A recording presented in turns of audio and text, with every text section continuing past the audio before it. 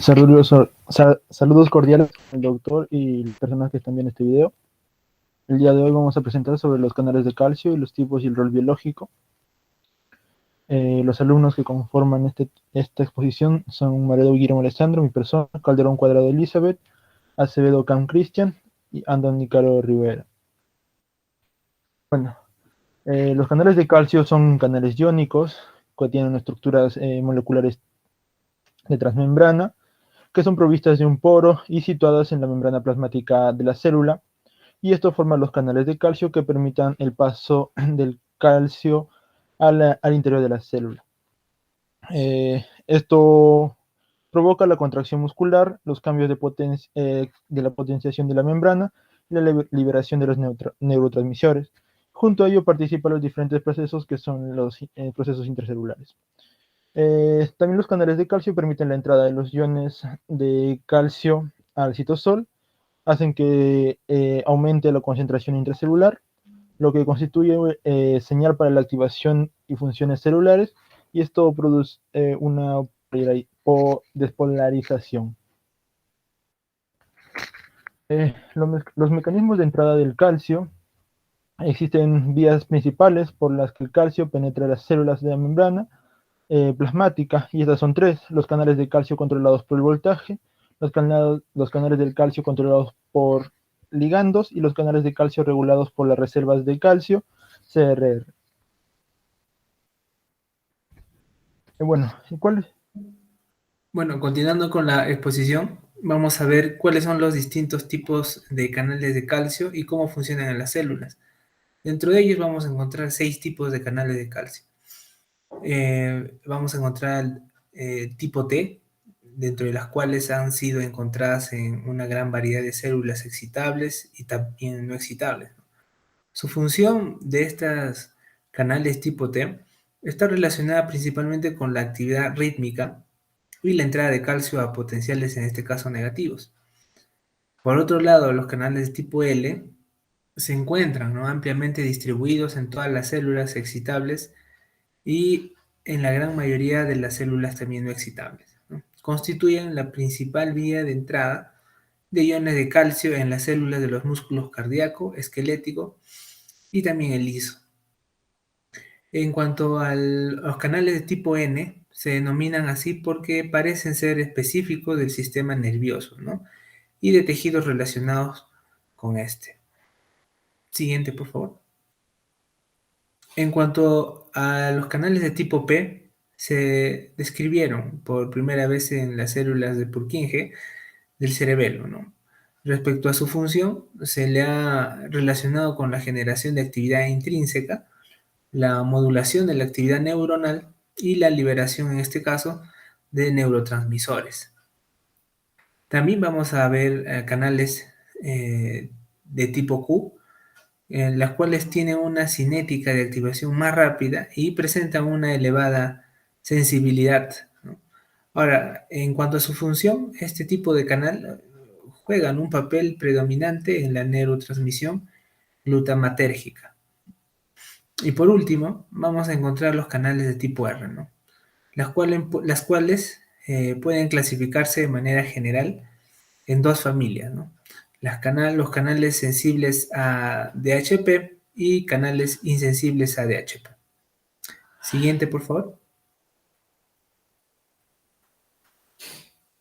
Ahora, vamos a ver, en cuanto a la pregunta que nos dicen cuántos y cuáles son los tipos funcionales de canales de calcio. Como mencionó mi compañero anteriormente, vamos a encontrar tres, en este caso, tipos funcionales de canales de calcio.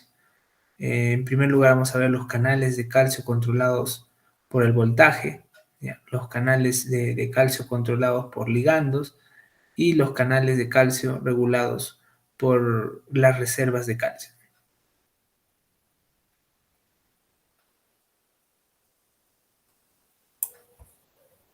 Bien, continuando con la exposición, homeostasis del calcio.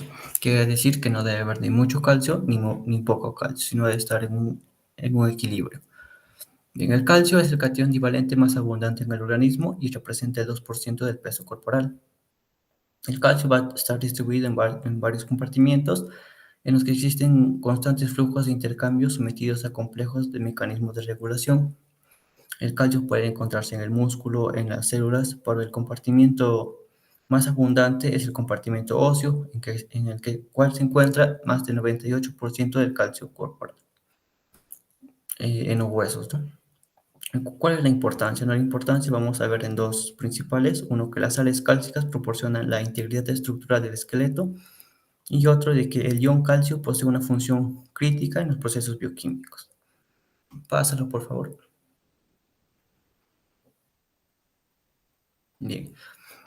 ¿Cómo se encuentra el calcio sérico? El calcio sérico se encuentra unido a proteínas, en este caso unido a la proteína que es la albúmina, que también se encuentra ionizado. Eso quiere decir que puede salir del compartimiento vascular y participar en las funciones celulares y en complejos como el citrato, el fósforo y el sulfato. ¿Cómo es la absorción del calcio? La mayor parte del calcio proviene de la dieta, de la ingesta de leche y derivados lácteos. Y cuando ya estamos cortos de calcio, el riñón se encarga de filtrar más calcio con la proteína D y se produce el calcitriol. ¿Cuál es el metabolismo óseo? Bueno, el hueso constituye la reserva de calcio del organismo, ¿no? Como dije, hay un 98% de calcio y los osteoblastos son las células responsables de la formación ósea. Sintetizan numerosas proteínas óseas que se sitúan a su alrededor y constituyen el osteoide o tejido óseo sin mineralizar. ¿Cuál es el metabolismo renal?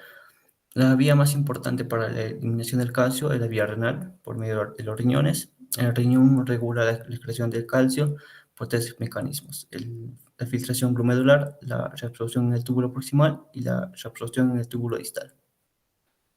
La reabsorción tubular del calcio está regulada principalmente por la actividad de la hormona PTH. Pásalo, por favor.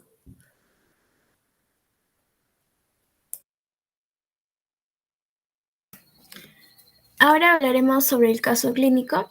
El caso clínico es sobre un hombre de 33 años que tiene antecedentes de atrofia marcada de riñón izquierdo. Este tiene función renal normal y tiene enfermedad bipolar en tratamiento psiquiátrico. El paciente pues ya había suspendido su medicación y 3 semanas antes de su ingreso al hospital estuvo en el extranjero, donde utilizó drogas estimulantes del tipo anfetaminas y posterior condujo un automóvil.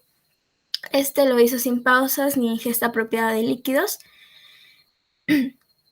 Posterior a este esfuerzo, comenzó con compromiso de estado general, como dolores musculares, principalmente en el músculo derecho, también vómitos y orinas oscuras, seguidas de oligoanuria. Por su empeoramiento de la sintomatología, asistió al hospital donde se le realizó exámenes de laboratorio, donde se destacó la creatinfosfoquinasa elevada. También insuficiencia renal aguda acompañada de hipocalcemia severa. Y 2 semanas después el paciente fue trasladado a un centro donde ingresó vigil, inquieto, con dolor en extremidades inferiores, nauseoso e hipertenso moderado. En los exámenes se constata hipercalcemia severa. El paciente continúa con sesiones de hemodiálisis según los requerimientos, con descenso progresivo de calcio plasmático y retención nitrogenada. Siguiente, por favor. La discusión. Hablamos de la rhabdomiólisis, que ocurre cuando una injuria a la célula muscular va a gatillar una serie de eventos que determinan una alteración progresiva en la homeostasis intracelular del calcio y finalmente la muerte. Esta rhabdomodiálisis va a tener 2 mecanismos que van a gatillar la cascada de eventos. Entre ellas están la pérdida de ATP y la pérdida de integridad de la membrana del sistema retículo-sarcoplásmico. Bueno, el aumento, lo que va a inducir, ¿no?, al aumento de la concentración de calcio citosólico. y este aumento va a activar proteasas neutrales de fosfolipasas, lo que va a dañar las membranas celulares e inducir la liberación de contenido intracelular al extracelular. La liberación de este contenido va a incluir potasio, fósforo, ácido úrico, creatinquinasas. Puede llevar a hipercalcemia significativa con riesgo de arritmias y puede llevar a una hiperfosfemia que puede causar hipocalcemia debido a la formación de depósitos de calcio fosfato en músculos dañados, tal como hemos visto en el presente caso clínico. Siguiente. Bueno, eso sería todo. Muchas gracias.